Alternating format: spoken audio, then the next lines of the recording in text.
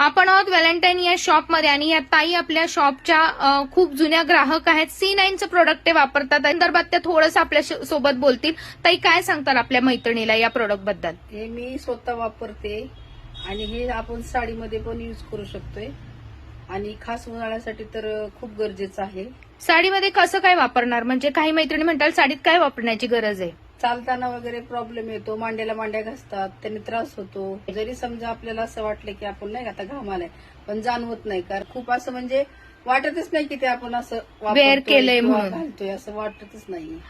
साधारण किती वर्षापासून हे वापरताय तुम्ही? मी नेलेलंच आहे ते 2 वर्ष झालं आणि त्याच्यात त्याला एकही असं काही खराब झाले नाही, बिळ किंवा काही पडणं नाही, वगैरे? काहीच नाही.